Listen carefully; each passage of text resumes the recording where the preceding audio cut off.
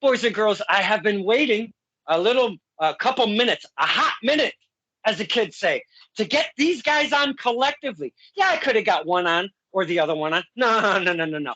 We want these guys collectively because, boys and girls, look at what we got. It's stirring the pot with our very special guests.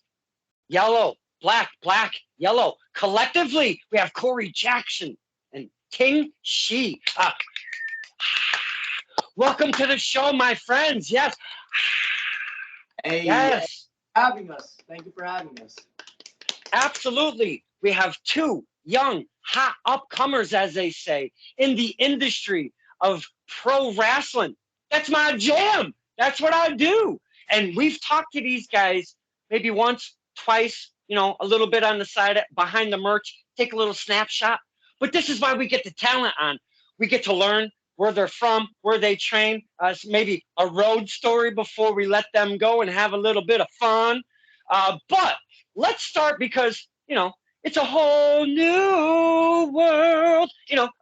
Frozen. We had we had a little difficulty trying to collab, technical difficulties. That happens sometimes. But here we are on a beautiful Wednesday evening, and I cannot wait to get into this. So, black, yellow, black. Let's start with the name specifically. And either of you can start. You can fight nice. Who wants to take this over? But I've been really curious. I got a kind of a clue on where this comes from. But let's talk about the name Black and Yellow collectively. Please, my friends, let's chat. Of course. Yeah. Right here. Black right here. So one day we just mess around and we're at training, thought about it. I'm like, Corey, you always wear gold. I noticed that. You have gold knee pads, you like to wear gold stuff. And I'm like, my favorite color is black. And I wear black all the time. Like, not right now. But listen, most of the time I wear all black. Pretty much all black, yeah. Even outside of wrestling, you'll see me in black. So I'm like, you know what, Corey? What if we called ourselves Black and Yellow? That is a virgin story. Yep. Yeah, that's it. And then, Corey, when you hear Black and Yellow, you run with this to sound something that's catchy, that rolls off the tongue for you collectively to kind of run with? We were always thinking of different tag names that we wanted to use. Yeah. But we couldn't find one that was felt like it was catchy. Mm-hmm. And so fitting. Even when he said that for us to be named Black and Yellow, it hooked with me at the start. And I think it hooked with a lot of the guys from where we train at. It hooked with them too. Mm-hmm. And then eventually, even though we weren't official on that name, we just kept getting called Black and Yellow. Yeah. So then now it's just stuck with us. Now it's just Black and Yellow. I like the name. And so then, of course, that's just where we have to use our intro that we use for the song. Because then it just fits. It fits so perfect. And we just happen to Wiz goes crazy, And neither of you are afraid to dance. I've seen that firsthand. Absolutely not. You come out, you've got the energy. You give us that energy. We give it back to you. We get on this dance. Before the matches even started, we're on our feet. We're hanging out with Black and Yellow already. You guys really come out with a lot of energy. Talk to us about coming through the curtain and giving that energy and it reciprocating with the fans and that little dance that we do. You guys got to get a little bit more juice than you were before coming through that curtain and hearing that and being there with us and getting that energy and that little dance that we do. Mm-hmm. Mm-hmm. Yeah. Yeah. So I don't know, we've tried just coming out just, as normal as could be, two tough guys, you know what I mean? Yeah. And it didn't feel right. It didn't feel right. It didn't feel like us. And I felt like the only way that I feel like we can give that energy is by being ourselves. So what you see when we go out to that curtain is 100% us. That's just us at full volume. We pretty much act like that in real life. When we're training, we're in the ring together. We mess around. We've been training together for 4 or 5 years, and I was like, even our trainers and people that from our school are saying you guys should just have so much energy when you guys are messing around in the ring. why don't you just show that? Why don't you just come out here and be yourself instead of trying to play this character like, oh, trying to be like this and like, nah. If you can wrestle, you can wrestle. But be yourself. You know what I mean? And I guess you can call it like we turn it up to 11. I guess to ourselves, and just come out with some energy.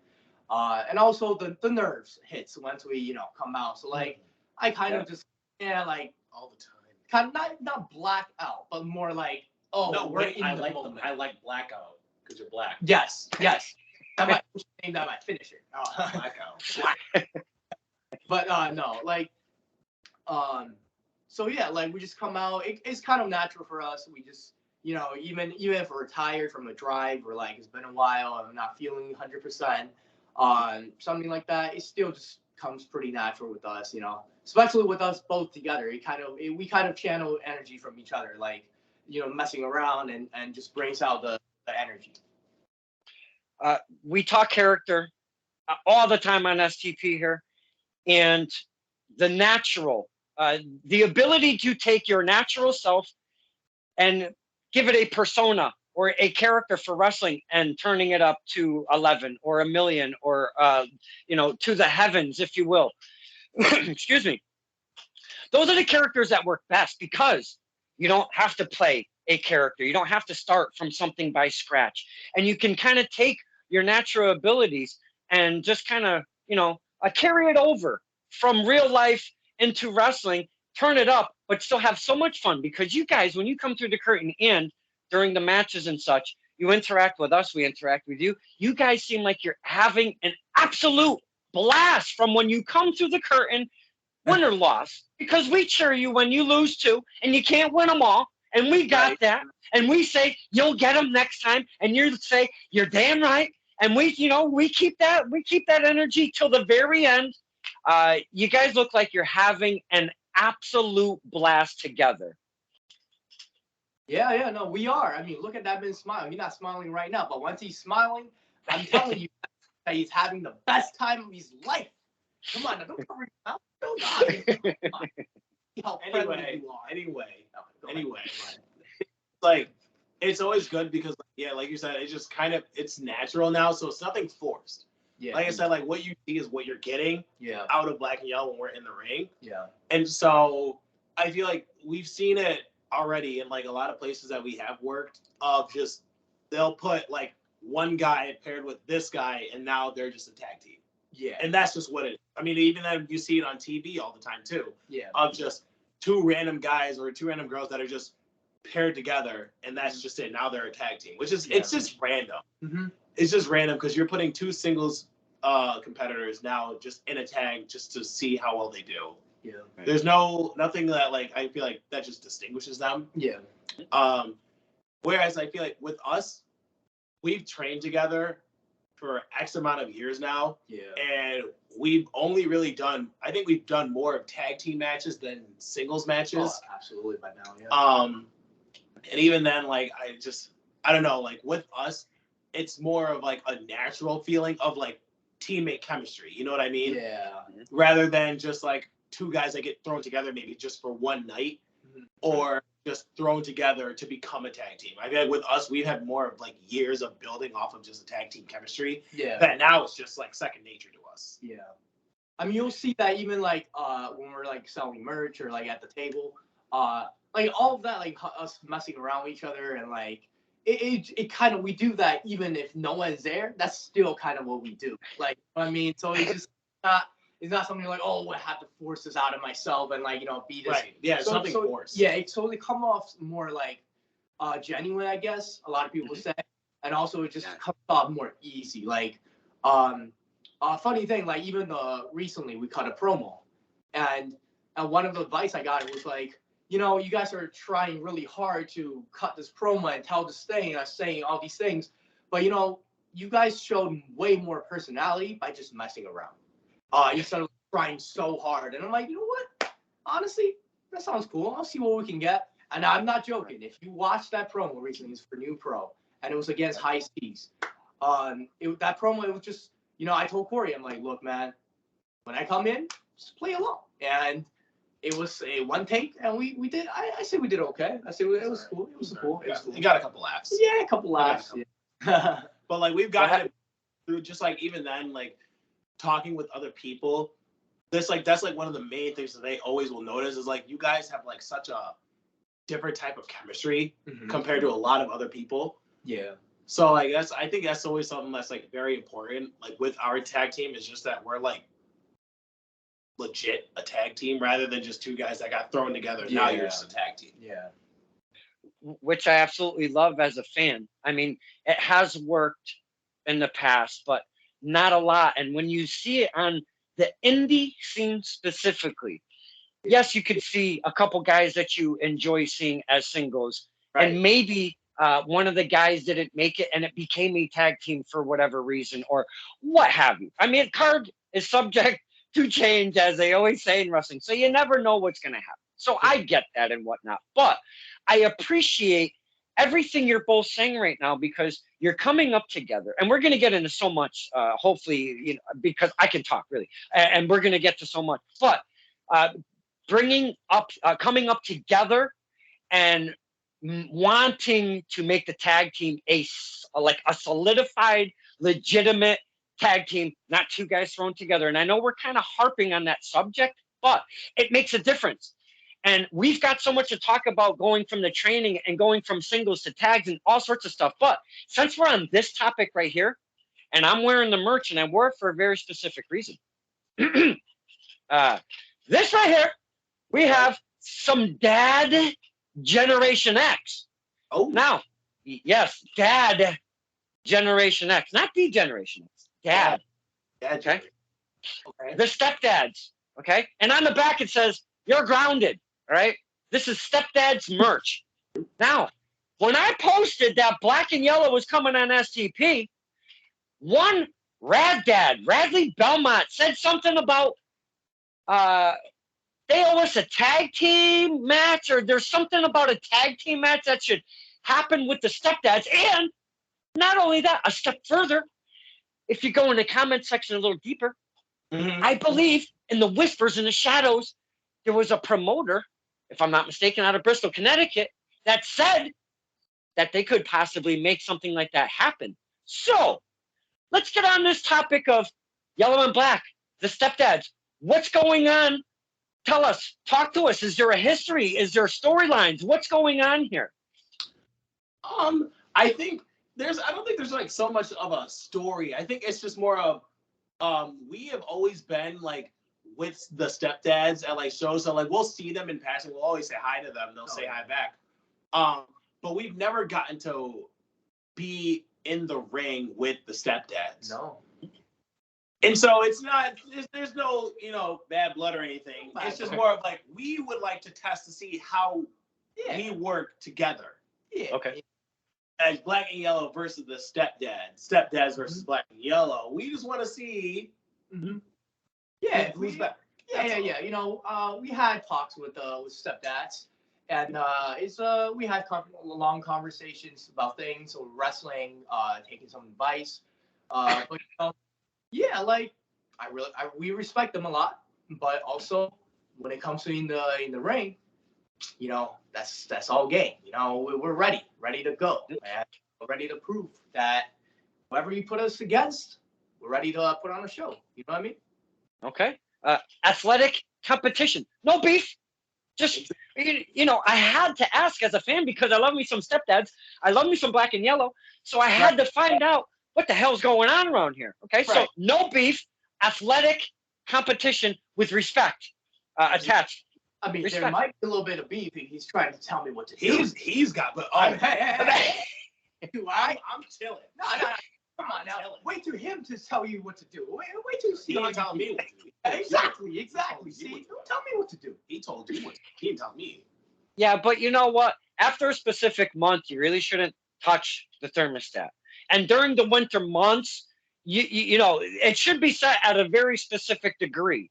So whatever they set it at is usually where I kind of keep my thermostat at. I don't like to touch the thermostat and piss off the stepdads, Right. Yep. The only okay. All right. Now, hear me out, okay? So this is where now the problem is, because Oh. I'm Jamaican, right? So I love my heat. So if they like it cold, now that's where the issue is. Because I like. Yeah. See. That would be the only issue I think is if I didn't touch that to turn that below hotter because that's not my fault. That's just from where I'm from. Listen. Okay. I got a problem with the temperature. But what if I just don't like being told what to do? What if I just He's just feeling? stubborn. What if I feel a little rebellious? He's just what are we stubborn. gonna do about that? You know, maybe we can have a talk.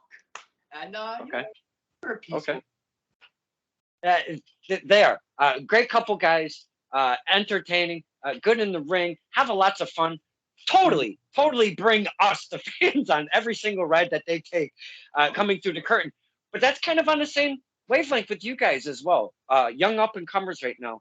You come through the curtain full of energy in the ring. You have a blast. You do the high flying stuff and whatnot. You seem to enjoy the more athletic, a lot of the guys, they're mat wrestlers. Papa Bear's not going up to the top. I mean, let's face it. But you guys like, doing the high flying stuff and a little more athletic wrestling, if you will. So I would appreciate, again, as a fan, since I know both of you and I'm a fan of both of you, I would absolutely love to see said promoters, have you guys sign on a dotted line. That would be some fun. I'm into that. I'd be game. I'd be game. Okay.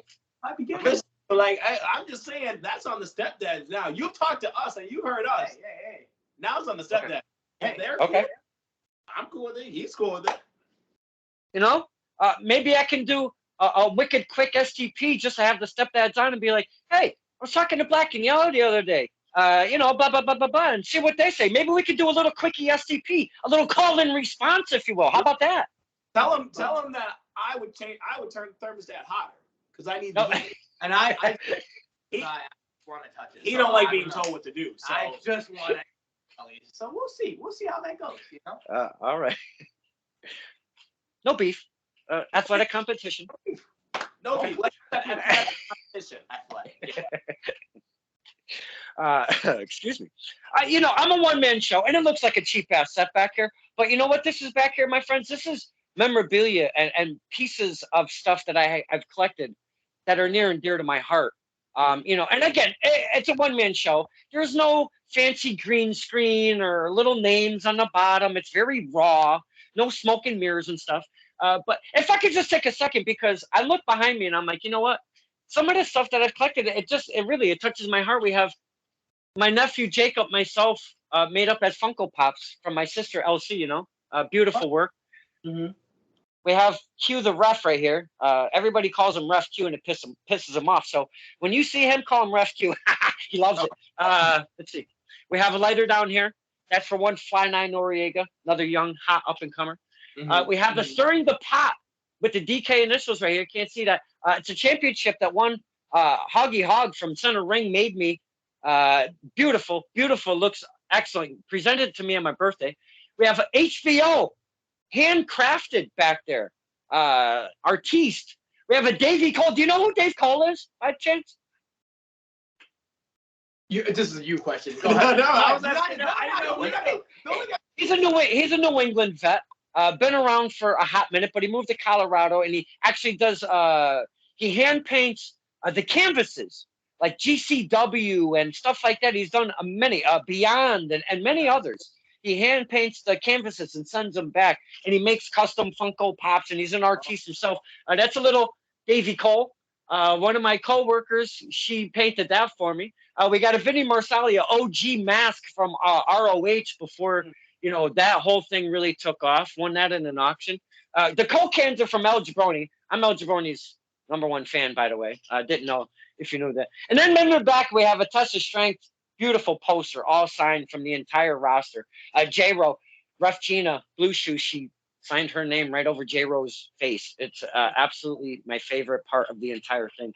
That was gifted by Family Frost, Ryan Frost's family. They gifted it to me, and I didn't mean to gab about my set, but I was looking as we were chatting, and I'm like, man, that stuff just really hits me.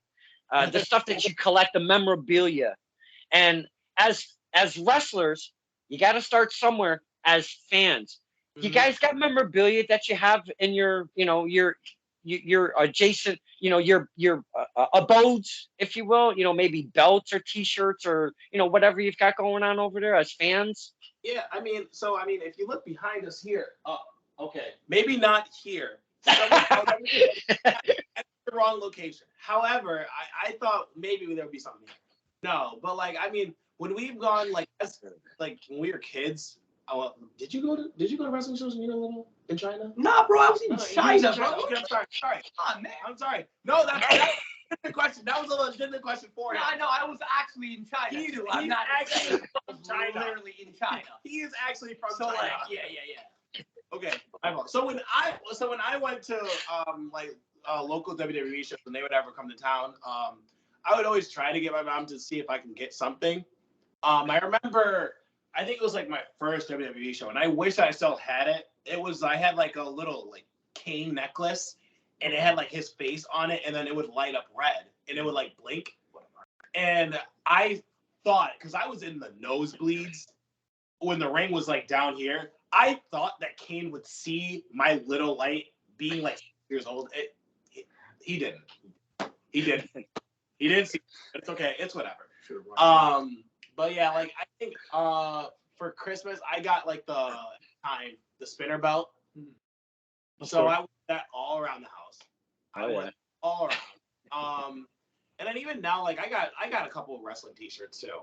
Usually I'll just wear them to the gym, but I got a couple of wrestling T-shirts now. So Ting, growing up in China, difficult finding yourself a wrestling event at the local auditorium, VFW, if you will. This is the joke in the boys group chat with our guys in the school. Because I came, I actually never heard of wrestling in China.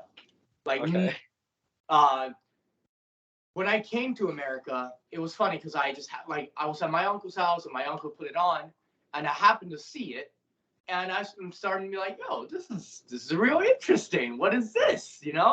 And that was around when I was 11 or 12.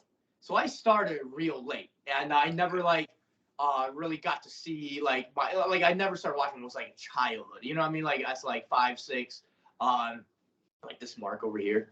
But yeah, so I started. So I started watching. The only really thing that I have a couple T-shirts of wrestling shirts over the years, but the only other thing besides that, I had a Rey Mysterio mask when I was younger. Oh, that was probably the first thing I purchased for as a wrestling fan, and I'm sure you can tell, Rey's one of my favorite ones. But also I was a big Cena fan, at my age, and Cena versus Rock, that was the first big match that I ever got to see. So that kind of stuck with me. And I remember live or TV. You're talking live or TV. No, it was TV. I went to the Raw after WrestleMania in WrestleMania 29, the second Cena versus Rock match. After that, but I never got to see him at Mania.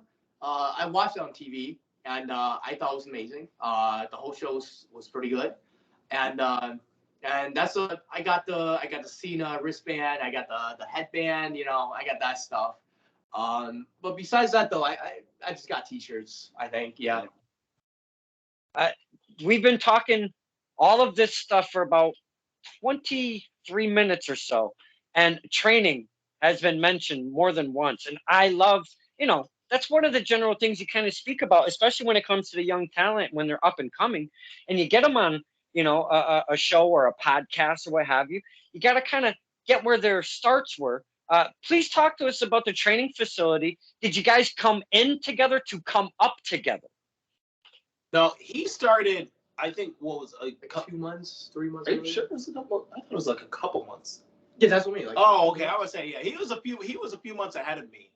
Okay. But yeah, and then after that, then I joined.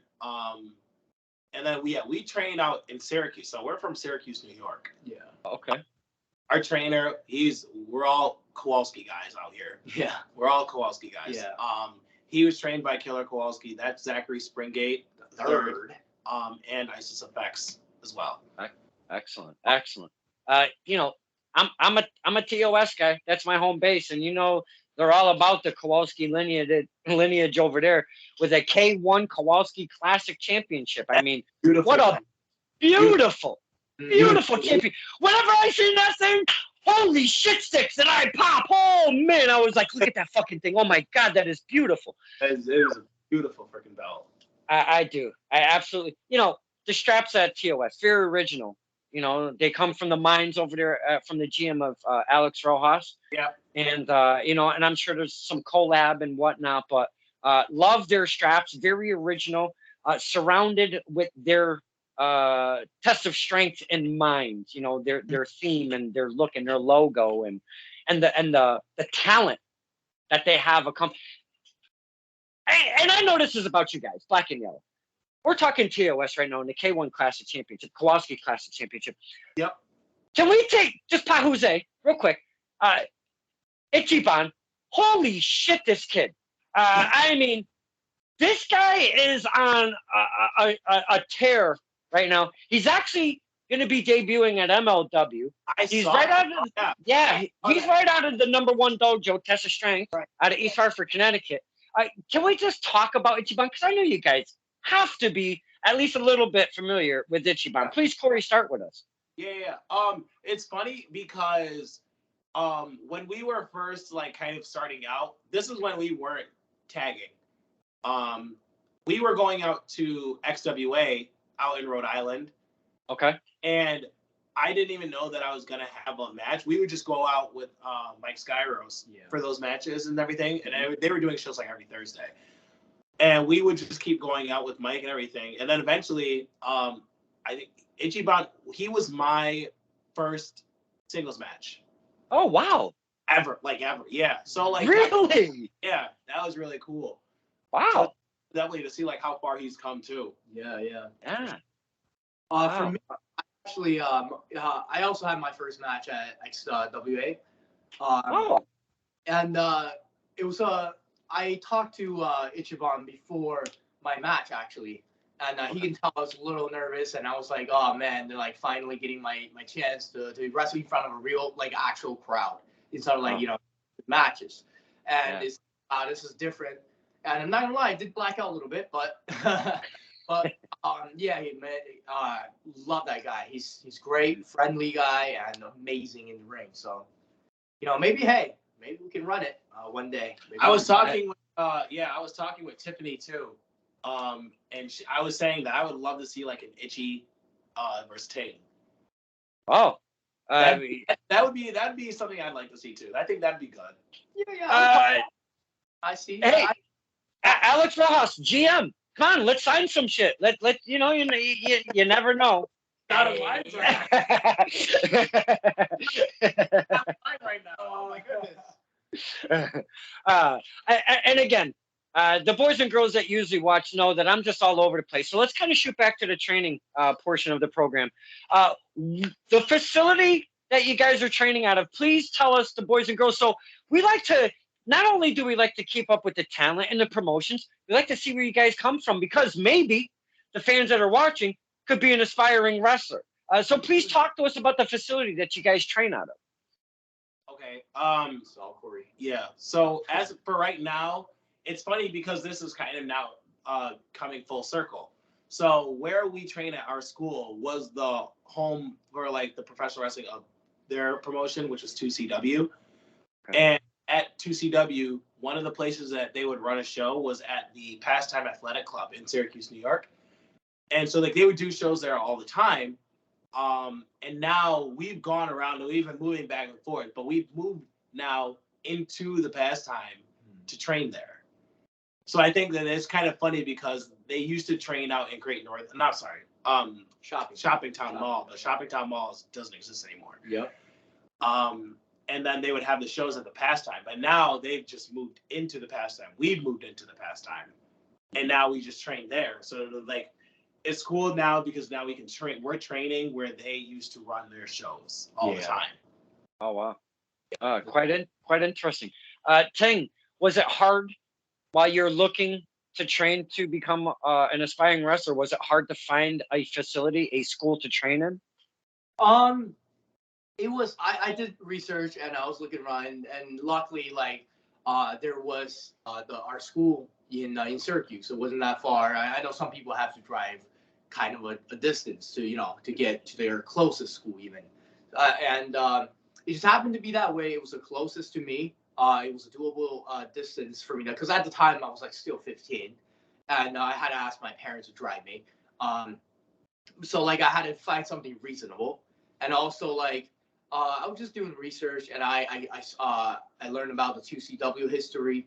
I heard good things about it, and I honestly at the time I was just ready to wrestle. I was ready to train, ready to go, really like to start. So I sent an email to Springgate. I think he answered. I'm pretty sure. And then it took a bit, and he answered back, and I'm like, oh, okay, like so this school does exist. And I just one day I just decided to pull up, and Nice. yeah. Now, aspiring singles wrestlers coming up in the same school, you come together as a tag team. Let's right there. Why the tag team? Why did you not pursue the separate singles wrestling career and become Black and Yellow? I think when we were at training, we maybe have a tendency to joke around and mess around in training. That's just kind of like a thing. But even then, outside of wrestling, if we were like to ever go out places, we were always messing around and doing something. Yeah. But it was always like together. And then I think people just kind of begin to realize, like, you guys always seem to like kind of connect with one another. Yeah. Whether it's in the ring or like even outside of the ring, there's always some type of connection that we're having. Mm-hmm. So I think that plays like a big part in it. Oh yeah. Because then even then at training, it was always like we would be joking around or we would be doing something together, and then eventually, like as we were training to do more and more singles, we were working better just being as tags. Yeah. And we, like the two of us that has our things we're good at, our strong suits, and and it kind of works. It kind of works pretty well because Corey's got the strength, I got the speed and agility. So like we when we start messing around together as a tag team, we start coming up with moves or things that we can do in the ring, and it happened to be like whoa, like we can put some cool stuff together because the dynamic of like different build, what we call these days. So it worked. And also, yeah, people kind of was like, you guys click, messing around, and we're like the what do you call what Mike likes to call the clowns of of the classes. So we kind of just bring the vibes up and joke around and make it less, because you know how like wrestling school sometimes could be a little intimidating at times, and it wasn't right away because it took us a bit to get used to it. And get used to like getting to know everyone and getting comfortable. But once we did, like us, right, like our school right now, we're all boys and we're tight, and we're friends outside of the school too. And it's just a great community and family that we kind of built there. That's awesome. Love to hear those stories, because there's always something going on somewhere.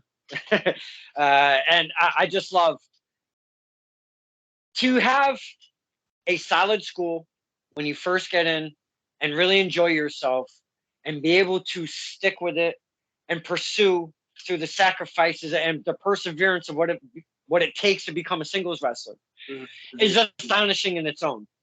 So when you're studying to become a singles wrestler, you're looking at tapes, you're looking at matches, you're probably getting advice from your trainers and some of your peers who, hey, did you ever see this match? No, hey, you should check this match out. Now, you got to kind of change your mindset, your move set, and do something collectively. The transition going from, I'm a singles wrestler, hey, I'm a tag team wrestler. Talk to us about the transition of trying to get that together. It wasn't too hard because you guys have this natural chemistry already. For me, like the hardest thing, I think, first, after joining the school, one of the hardest things that I thought was instead of watching wrestling as a fan, trying to watch it now as a student. Yeah. You know what I mean? Yeah. For sure. So rather than like kind of point out like, oh, that's kind of a cool move, now you're kind of trying to think of why did that move happen? What was going on before that? Why is that happening now? And all this stuff. And so that's always been. I feel like to this day, I'm still trying to not watch as a fan, but like at the same time, we love what we do. Yes. So I will enjoy it. I always say enjoy what you're doing. Mm-hmm. You should always enjoy what you're doing. So I mean, we were definitely like watching singles matches and stuff like that, but I never really got so much of like a tag team structure on how like a tag team should be. Yeah. Until we started going to training and like going to the school, now it's getting broken down to us of like how stuff happens during tag matches, sometimes even the singles matches. But I think it's still like we definitely learned a lot more now watching as students rather than just fans. Yeah. Right. And it's hard to differentiate, as you've stated. I'm not in that world, so I don't have to differentiate, but I kind of do. Because I've been around it for a hot minute, and I kind of do break shit down where I shouldn't.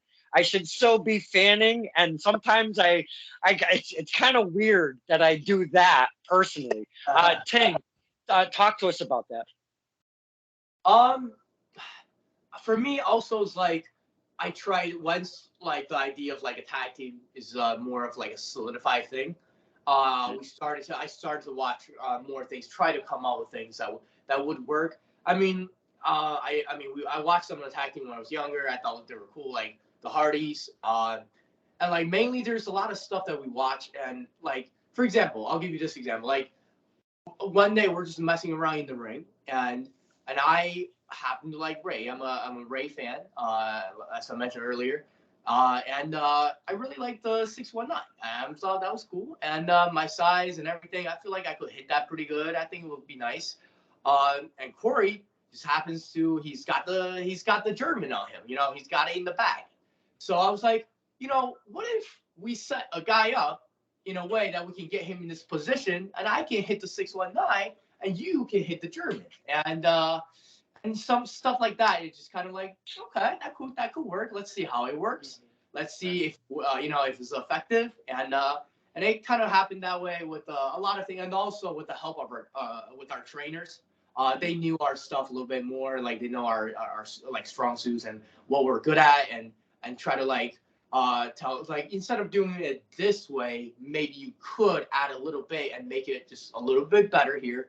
And we took the advice on some of them, and it came out nice. And we got a few of our own little combos that we came up with, and we're continuously trying to add new things to our bag. You know, I don't know. That's the one thing that I feel like both me and Corey really likes. We're on the same page on that. Like our matches and whatever we do, like we try to be creative and we try to come out with new things in our matches. Like, I mean, don't get me wrong, we still like our stuff that we came out with, but it's just more like here and there, we like to switch up a little bit, you know, see some new challenge, and see if you can hit something cool, you know, come out with something. So that's really our mindset with it. So like, I'm sure you'll see more in the future once we start getting to mess around more in the ring and feel it out and all that stuff. Are you this combo that you just described to us, the 619 into the German? A, would that be a finisher? Because it seems like it would devastate somebody. B, would you give it a name? Do you give your unique moves as a team? Do you give them names? All right. So I want to tell him about our finish then. Look. We have the 619 Germans. It's great. I mean, people have kicked out before. People have rode away from us. It's not the most effective one that we have done because it's the most effective one we have done. Actually, we just, again, messing around. And I'm like, Corey, can you lift someone up on your shoulders? Like a electric chair position. You won't give away our whole playbook. The step that we know what we're doing. Don't matter. We're going to give away our whole. Wait a minute. Or you're trying to play it out. Hold on. Cut this part. We don't need to know about it. They don't need to know about this. All I will say before he starts just ratting off and just starts giving away our Corey playbook, type of behavior. Go ahead. Before he starts giving away our playbook, our finisher is called Rush Hour. Okay. that got out of control a little bit there, boys and girls. I mean, that happens when you got black. Ting was about to give the recipe, and He- Corey was being like, "No, don't give the KFC recipe out. What are you doing?" No matter when you're stoned, my we're gonna get you goodness. up anyway, right, Corey? No. Get them up. Yeah. We almost got the secret recipe, boys and girls. We were this close, but Corey cut him off. Yeah, but rush hour is the name, and it could be very devastating. And Okay. yeah, that's a move. I like to give each episode their own unique name. May it be something the talent has said, or something I said, or something that's just come up as a subject. I think the secret recipe is kind of where I'm at right now so far. With the title, it could change. You never know. The secret recipe. We're there for now. Bring the pot too. It does play well. I personally, as a fan, love to see when a tag team is together. They don't have to be identical gear, just together. Something together, maybe colors, a pattern, the writing, whatever the hell it is. Yeah. Give me something that tells my eyes that you're a tag team. Please don't wear two different effing things. Talk to us about the gear that you guys are coming out in. Yeah.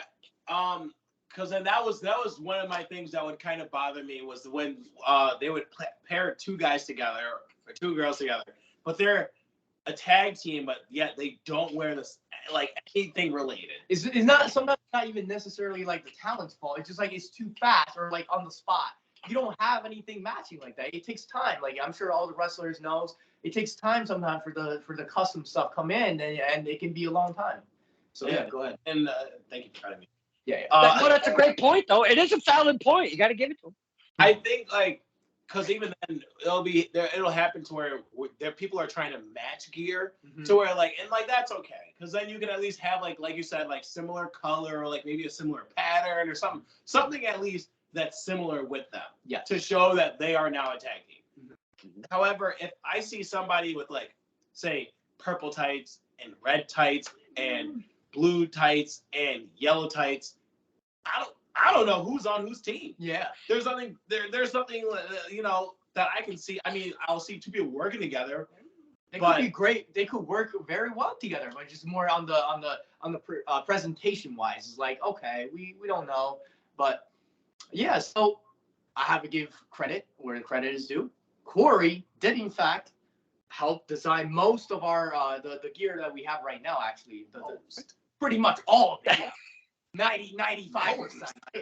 I still take credit for the work. I barely put in, but the only credit that he gets to wear it is our names in Chinese. That's okay. yeah. Yeah. I was like, actually, that's another thing. Now I was like, you know what, Corey? Your name, because some people's name, you don't have actual direct translation in Chinese, and Corey's name, the word Corey actually translates very well in a Chinese name, and it actually sounds like a cool name. So I was like, you know what? If we put Chinese letters, Chinese symbols on our tights, it looks cool and also embrace my culture and all that stuff. But also it's just like it's a unique little like design that you might not get anywhere else. You know what I mean? Like I mean personally I haven't seen that many. I've seen tattoos. I've seen like things, but maybe I just haven't seen enough. I'm sure there's someone that have done it, but it's just the idea of us like coming out as a tag team and having that name. It makes us kind of stand out in a way, and also people could they can't really read Chinese, but I'm sure they can tell us apart. I have to trust because I'm one of the people. I have to trust that what he put on my tights. You don't gotta Google it. Because if it's not, then I don't know what it says. Don't worry about it. And like that's always the fear of if you get like some type of character on your character symbol like written on you or tattooed on you, they may say something completely different, or it might mean something completely different. Come on, man. Do I look like I would lie to you? 100%. Come on, man. 100%. Nah, I ain't like that, bro. I ain't like that. 100%. Dude, you can trust me. He probably got his name right, but I'm sure that your mom was probably looking at my text and was like, why does his name say? And you're like, we don't gotta talk about that. we keep that private, you know. Or he loves it. He wanted it. I don't know. So yeah, that's how we came about with the tights. But the design, though, I'm sure you saw us at the shows. You saw the tights, and it's black and gold. Our stuff, and also, so I still want to wear my black, and he still wants to wear his gold.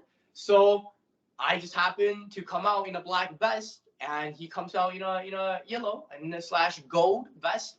And we also got our own like arm sleeve personal stuff. He's got his things that he always got to have me tied up for him. One of these days I'm gonna have it loose, so he's gonna go up and like, oh man, what happened? Yeah, I didn't mean to say it on camera, but so yeah, we have our things. I wear my sleeve because I did injure my elbow early on in my career. You're giving the playbook away, bro. Bro, this is made of steel. I don't know what you're talking about. You're Try me. giving people Try ways me. to hurt you. Come on, man. They can't hurt me. But yeah. So I thought that was cool. Yeah. Do you believe we're attacking? Even then, you just. Absolutely. And that's why I think I've changed the title already. Would I lie to you? Yes, 100%. I think that's the new title. You absolutely, yes. Oh my God. Having, again, I kind of want to bring up the subject of having a blast out there. You guys are having so much fun in ring. You're having so much fun coming through the curtain, bringing us on the ride. Outside of the ring, I don't know you. This is like only the third time we've ever talked. But having having just this conversation alone, you guys are always, and you've spoken about this and at training and such, and that's kind of this whole culmination of the chemistry of you guys just seem to have an awful lot of damn fun 100% of the time. Yeah, there's a smile. You see that? I do, and it's beautiful. It's gorgeous. That's what I'm saying. Tell him. I told you. Smile. Come on. He wants to see it. You look so friendly out there, and this man just shy about it. I'm like, come on, man. No, not out in the ring. Okay, yeah, okay. We gotta look intimidating. But, no, we're not intimidating. Bro, we're not that intimidating out there. We dance. You gritty. I'm gritty, but when it's You time are to go, it's time to go, man. You go out there, you take that shirt off, people gonna think you trying to. Well, who you trying to hurt out here, man? Calm down, bro. That's all I'm saying. But yeah, it's cool. It's cool here. Let's talk. I don't know if you can tell. Let's talk about the long term for Black and Yellow, because yes, we can have a lot of fun, and we know it has to. You have your serious portions of the program. Let's talk about the long term. Are we looking at Black and Yellow being on those higher platforms of the big dub? I mean, that was the only choice for many a year, but now it's not. You have all of these other choices. But are you looking to take Black and Yellow onto one of these bigger platforms so we as fans can see you guys on TV? I think that would be a good goal to have. I mean, we'll keep reaching for it. That's absolutely our goal. Come on, Corey. Get that straight, man. However, we're going to have to talk because it depends on who's going to let us have that name, Black and Yellow. We've already ran into some issues with it. I don't know why, but it's just I don't know what the deal is that we can't have that name, but people do not like us having that name. I know, it's so. It's because you wear black and you wear gold. I mean, what the hell? That's what I'm saying. Whenever we explain it, they're like, "Oh, okay, that's what it means." I don't understand. I don't know what else would it be. Can I tell a story? Go ahead. Because there was one time that I think Ting left early when we were at a show, and I was still there. And I think there was a little kid that saw me, and he seemed to, I guess, he got confused because he thought that I was the black in Black and Yellow, and then he was trying to get my attention, and he's like, hey, black. And I said, what? And he was trying to get my attention because he thought that I was the black in Black and Yellow. But I'm like, no, like I was in gold at the time. I had my gold vest on. I think I had just like gold shoes on too. I'm like, you don't see like the gold? He's like, no, little 6-year-old kid. It's fine. 6-year-old kid, you can't go after a 6-year-old kid, man. People, you got beef with that 6-year-old kid? Come on, we can set him up. I got beef with that 6-year-old. But no, like, yeah. Sometimes it's hard to explain if one of us is not there to explain why we're called black and yellow. It's hard being black and yellow when one of black and yellow is. Yeah, I mean, people assume things. A lot of people ask us if we're from Pittsburgh. No, we just happen to like black and yellow, the colors. So, and the song is cool. We really like Wiz, and it fits us really well. The vibe. We're blasting that song actually during intermission and at our merch table, and people seem to like it, and we're just vibing to it. I had, he played a censored version of it, but yeah, it's cool. It's cool. All of the excuse me, all of the explaining of the name, whether you're together or whether you're separate, and when you're separate, you must feel like, shit, where is he? Get over here, where are we? Having to do that as a tag team, promoter after promoter, peer after peer, fan after fan, show after show, that seems to be part of the enjoyment of black and yellow at this point with you both. There's more people that get than people that don't. Like, it's rare for people. Yes, people sometimes don't get it, but then I think even then we were at a show. I think it was the show that we met you at, and there was somebody that came up to us and they were like, I was wondering like why you guys were called black and yellow, and then you guys came out, everything made sense. Everything made sense. Come on, man! You see the colors, you see the vest we're wearing. And they're like, I get it immediately. Yeah, got it immediately. And it seems like people that gets it find it pretty interesting. They're like, this is amazing. This is amazing. This is actually the best thing I ever heard. But yeah, yeah, it's cool. There you go. Why you flexing? Can I not stretch? No, you can't stretch, bro. Go ahead. It's an open forum. Just don't get naked and we're good. Now, if you I'm getting naked. That's fine.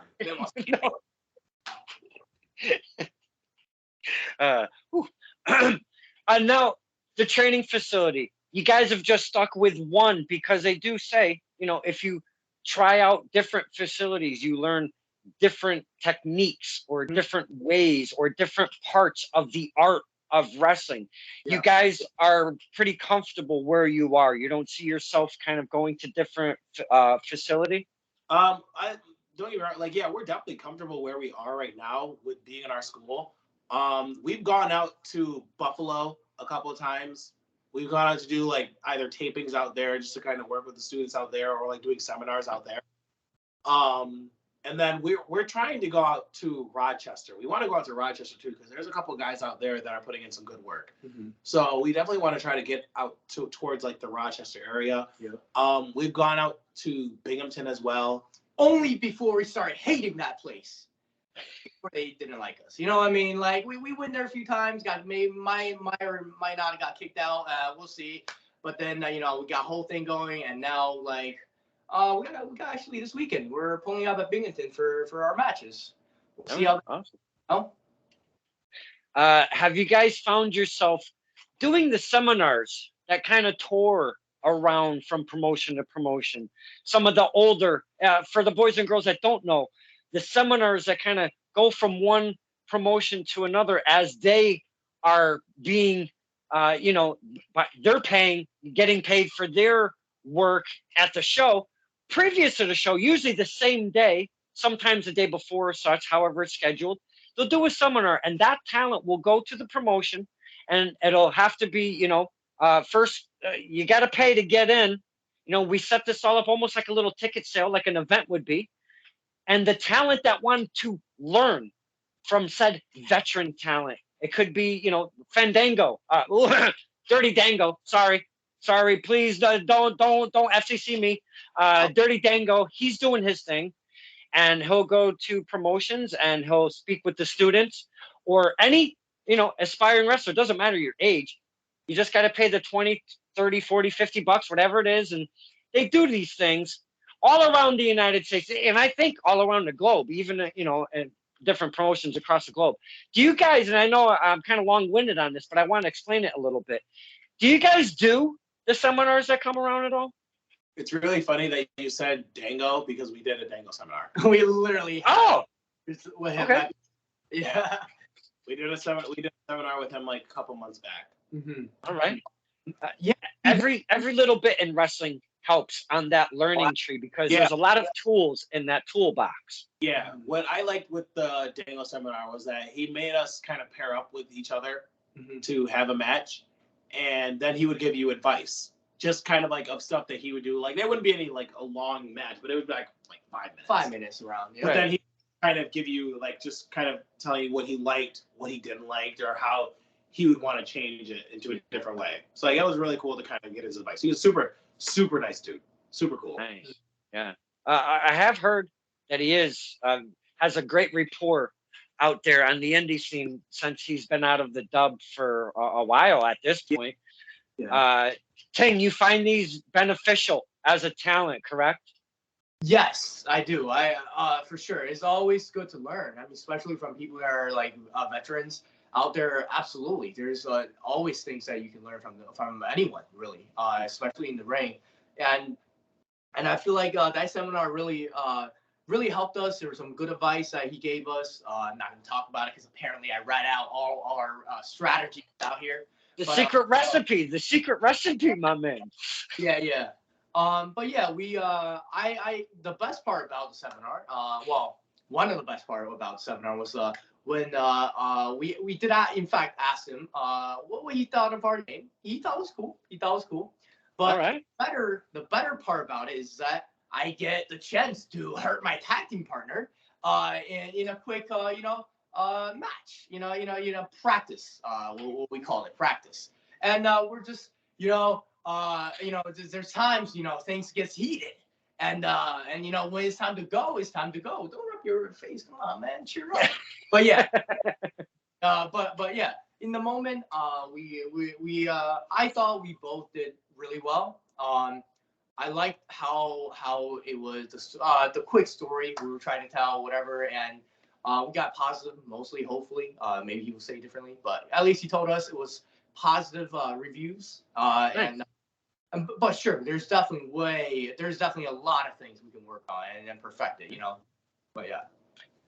You've already mentioned this guy's name, and I wanted to spin back before I let you guys go and bring this to a tail because the boys and girls know I can chit chat. I've chit chatted with a Funko Pop version of Dan the Man for 2.5 hours. Okay, wow. I can go, but I was kind of that Dan the Man. He scares the shit out of me, so I kind of kept the conversation going. But I wasn't talking to him. I was talking to the stupid doll. But we don't want to give all the secret recipes of yellow and black all in one sitting. Black and yellow and black. Does it really matter? Yellow and black and yellow? Where are we at with that? Does it really matter? Right guy, yeah. As long as you're calling us by the right color, yeah. I think black and yellow. Okay. Black, yes. Black and yellow. Okay, you gotta say it correct, boys and girls. This guy you've already mentioned, one of my faves. I've seen him a ton of times. He was a former K1 Classic champion previous to Ichiban. Not only that, he was holding the original OG K1 Kowalski Classic trophy. That's what it used to be before it became this beautiful championship belt. And as Mike Skyros was a champion, the transition came on his reign. So he was the first one to ever wear that beautiful, beautiful title. But you mentioned Mike Skyros in XWA.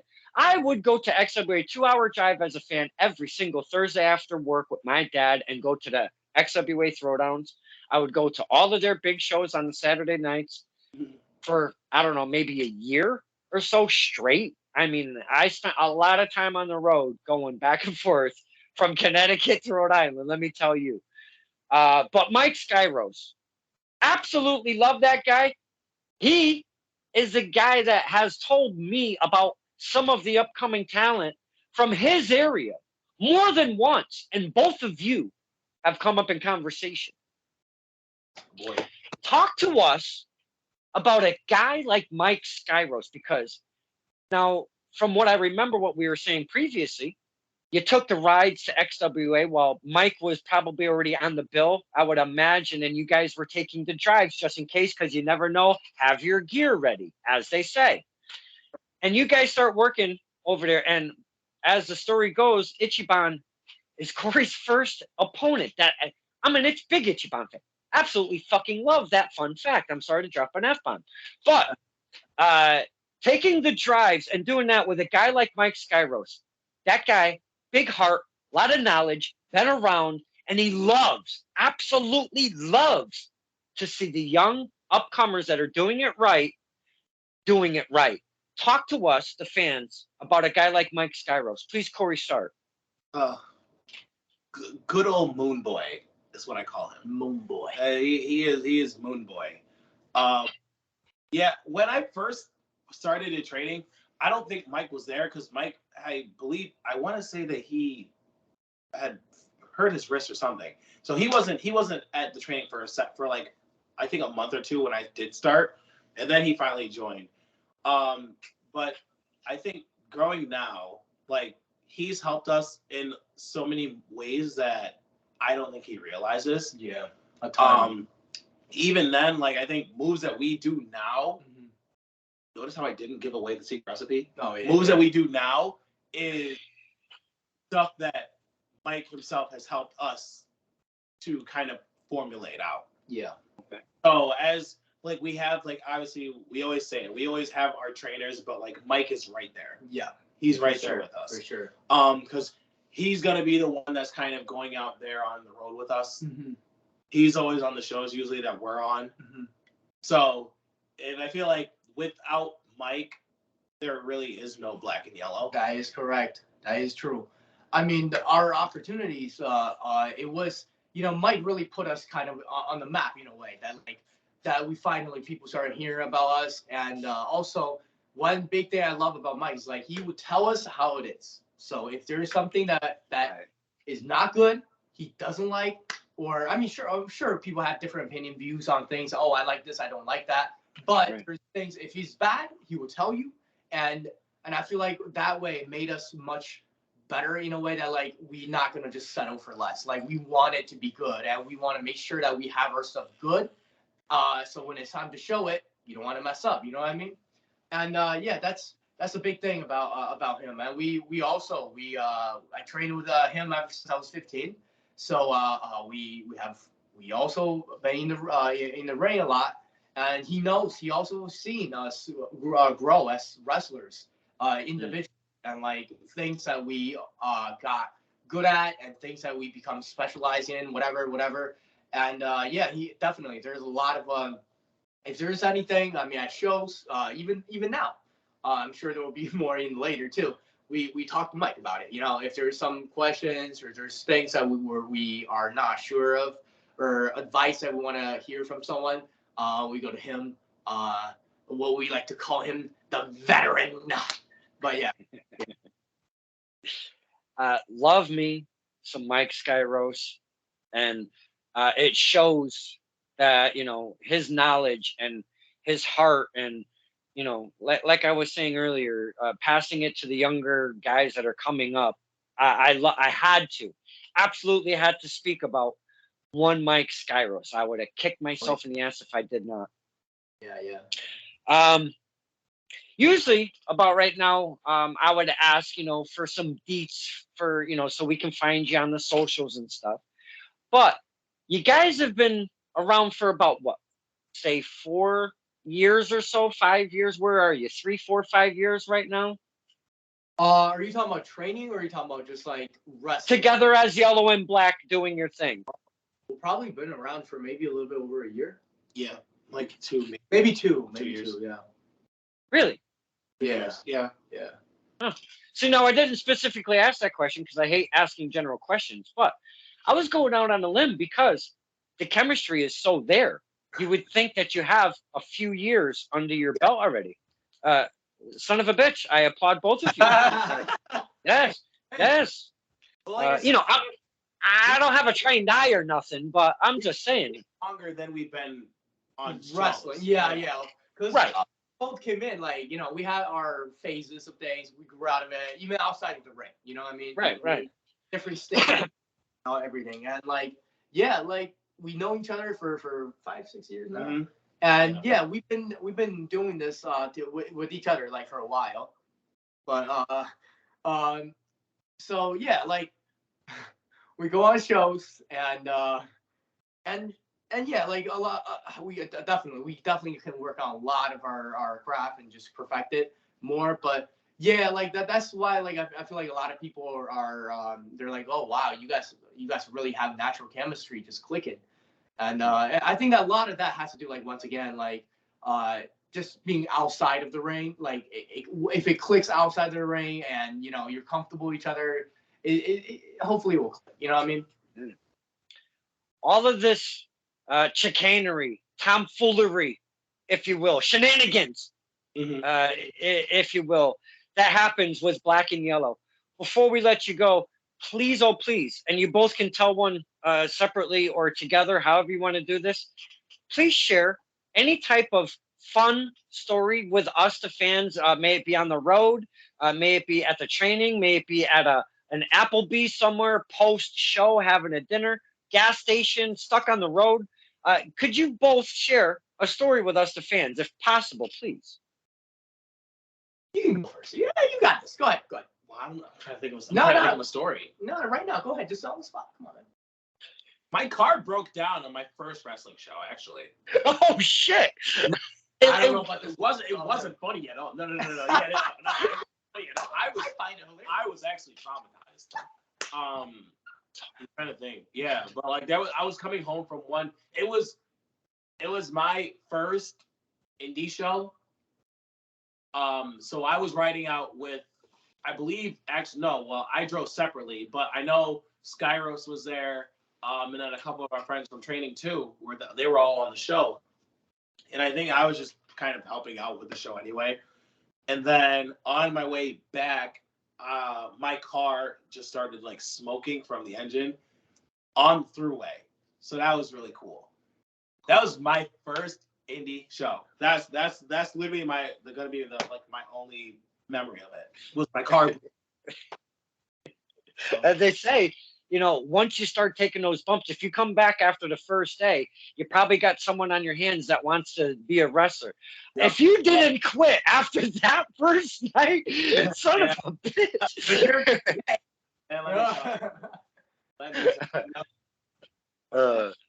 Ting, do you have anything to share with us before we let you guys go? Okay. I mean, this is not I guess is like a cool like little thing that I'm the boys knows. And it's like one time we're at the show and I just happened to like we have a basketball hoop there and there's basketball balls and this boy, come on, he's already tired of this, but you got sometimes you gotta step up, you know what I mean? So we're shooting around and we have our boy, Adam Stone. Shout out to 16 Stone, in Utica. But he's also our boy, and he trained with us and all that stuff. And it just happened to be on, like, the joke is that he likes the older style of basketball, the game. And I'm like, we like our newer gen of players and newer style of playing. And he's like a huge Jordan fan. And, being a Heat fan right here, the biggest Heat fan there is, and also just a diehard LeBron fan, we had to battle this out, but on the court. So me and Adam we have this thing going. It's game 7. We take it like almost like a playoff game, a playoff series. And so far we're 1-1, tied. The first game, I'll have to admit, he ate me up. He definitely taught me a few things. Maybe drove the bus. You know what I mean? Showed me around. Right. But the second one, I had to put a few threes in between the eyes. You know what I mean? And I just gotta do my thing in the rhythm. And yeah, that's the thing. So now every time we show up at the show with Adam, if there is a basketball court, we about if this is the second. if this is the time for game 3, for game 4, but here's my strategy. I'll just let you know right now. If I drag this out longer, I'm gonna get older, but Adam's gonna get there, and hopefully maybe in 20 years, I can try to battle it out, but with the speed, you know what I mean? But, so you're a long 2 and a 3. That's what Ting is, a long 2 and a 3, right? Yeah, sure. Maybe a good day. Some He's having some days I be hitting them shots, and some days, I just be, I don't know, man. Can I tell a third? We have time for a third. Go ahead.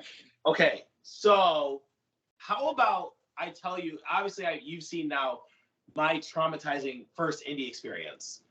What if I was to tell you Black and Yellow's first tag match? Oh my goodness. Okay. Don't get me started. I don't know why you didn't tell this story. Why am I telling this story? First tag match. Oh. On our way there, we drove separate because I think I was coming out of work or something. Our first match together. On our way there, Speedy Gonzalez gets a speeding ticket. Okay, so that's number one. And then during our match, maybe like 4 or 5 minutes in, Legit, 4 or 5 minutes in, and we're like, going up for a move, and I'm like, whoa, this move is a little devastating. It's like, it hurts. So when I landed, my arm kind of came out.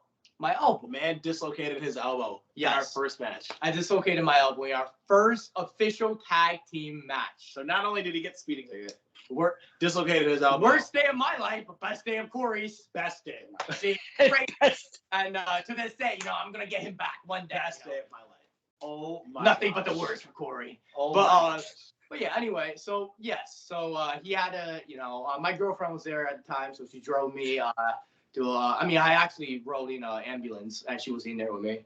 And we were at the hospital, and he had to drive my car, I think, right? Or he was there, and yeah.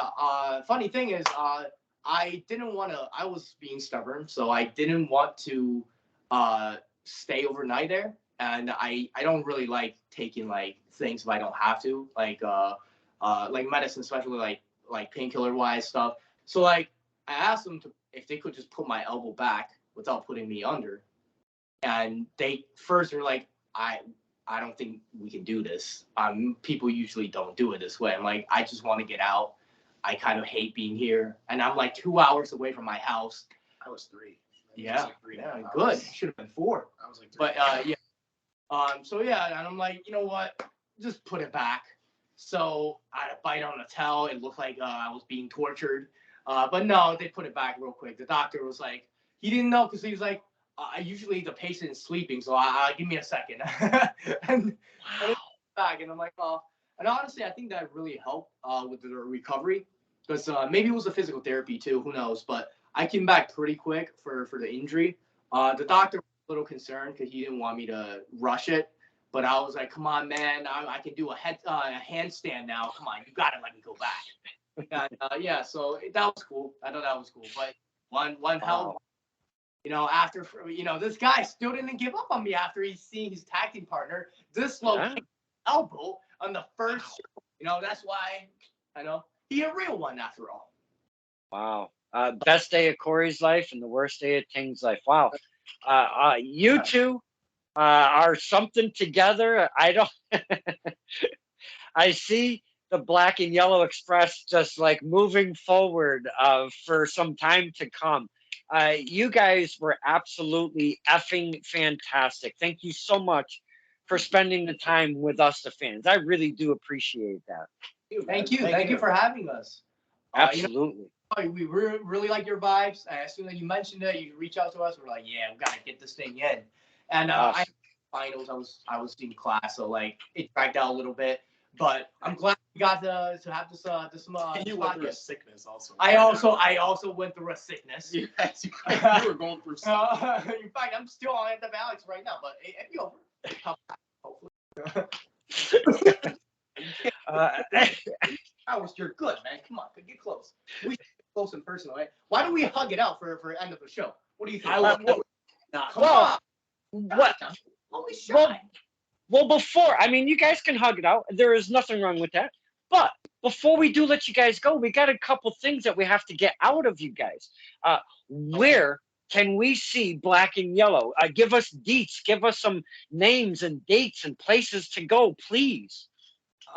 Okay. So right now we're kind of in heavily like the New York area. Okay. We will be at Excite Wrestling this Friday and Saturday, which is in Binghamton. Yeah. And then I'm trying to think where else. Other than that, usually we'll be at Immortal. Yep. Which Immortal will run usually around like Schenectady, New York, Rome, New York, Utica, New York. Yep. We just had our first time, I think it's both of our first time both. Yeah, we both wrestled in our hometown of Syracuse, New York. Yep. Oh. So that was really cool for us. And then we have something that will happen this past Saturday, which is in Oneida. So now we're in Oneida too, which was awesome. That was amazing. Like, that was new pro wrestling. Yeah. So that was really awesome. Also, there's NFW in New Jersey with Cody. Shout out to Cody. Love Cody. Love that guy. He might say about me, but he will say differently about me. Come on, man. He loves me. No, I know he does. I'm gonna text him right after this and ask him. He's different, bro. Oh nah, bro. He'd be lying to you. But yeah, so we'd be going to Jersey here and there. And at the sketch, sometimes it's kind of hard to match, but we try our best to make it to a show. We would love to. You were saying there's promoters out there that could make matches happen or the match happen. With stepdads, and we wouldn't mind make the drive just to touch the thermostat. You know what I'm saying? Turn the heat up, if you will. Turn it up. Turn the heat up, if you will. I'm surprised if they didn't appear out of nowhere. I know. Oh my God. So to cap this off, please share with us, the fans, the details where we can find you on the face page, the Twitter, the Pornhub, whatever you guys got going on. Share with us. Hold on a minute, Corey. Tell them about that. Tell them about what people been asking. The streets are asking for it. That just caught me so off guard. You did catch me off guard, but I had to run with it. You know what I mean? Wow. Come on, man. He's traumatized. He really just got in there too. That was amazing. That was actually incredible. That was actually. But yeah, for us, this is why I tell you we gotta make a Black and Yellow official page, man. There will be a Black and Yellow page soon to come. Soon to come. Okay. So thank you. For now. Okay. The Ting on Instagram and same thing on Facebook. I'm pretty sure. Yeah. Mm-hmm. And same thing on Twitter. If you just search up, if you search up Ting I have wrestling. You can see the profile, so hopefully it doesn't get mistaken. But yeah, I guess I'm pretty good. I know. Ain't I great? No. Okay, Jeff Jarrett. If anything, for me, it's just Corey Jackson 315. Corey Jackson on Facebook. Other than that, Corey Jackson 315 on Twitter, Instagram, OnlyFans, and then Pornhub. You know what? I'm not gonna talk about that. We don't have to talk about that. That's separate. That's a different conversation for a different episode. You know that's during the pot later. That's real serious. Late at night. Oh yeah. You don't want to get that Black and Yellow now. Oh, that is a whole different show. You are correct, my friend. Boys and girls, this is the very first time we've ever, me personally, have conversated with both Black and Yellow, Corey Jackson, Ting Shi. Usually we just do a little quick, hey, what's up? Love you guys. Can I take a picture? And that's pretty much it. This was absolutely fantastic. Getting to know our new friends, Corey Jackson and Ting Shi. We cannot thank you. And I know I've already thanked you, but I'm going to thank you one more time before you leave. I cannot thank you enough because I know you guys are busy for taking some time out of your lives to kind of chill, hang out, and talk to us like a couple of real people, because that's what they are, boys and girls. They're not fucking superhumans. When they break, they break. They have to fix themselves. They're not superhumans. When they cry, they cry. They have emotions. You can't make them keep entertaining you like a freaking circus monkey. All right. So What? please do not do that to the wrestlers. I've seen it many a time. But I want to thank you guys so much for spending the time with us, and I do appreciate it. Thank you. Thank you. Thank you. Wait, are you in arm's length of your door right there? Excuse me? Are you in arm's length of your door? I am. Okay, cool. So I just need you real quick because I don't have anything around me. I have never been injured in a match. I'm just saying, can you knock on your door, please? Please knock on your door. Knock on wood. Yeah, don't knock on the door. Knock on something wood. that's not wood. Knock on wood. No. He can get injured. It don't matter. All right, so do I knock on the door or the door frame? You can Knock go on ahead. the door. Go ahead, knock it. Don't go. I was messing with you. Go ahead. You can knock it. Yeah. Please, Are you come on. sure? Yep, please. I mean, if you don't want. Should I do this one since it's on Sure. camera? I just don't want to speak that into existence, so I need you to knock on wood. I don't have anything around me to knock Okay. on. It's, I knocked 3 times for you. thank you. Thank you very much. Thank you very much. Ooh. We've never finished with knocking on wood, my friends. That was a first in Stir in the Pot. There you go. Of course, That's it. it's black and yellow. Boys and girls, this is Stir in the Pot with Donkey Cade and our very special guest, black and yellow, Ting Corey Jackson. I don't know. Thank you.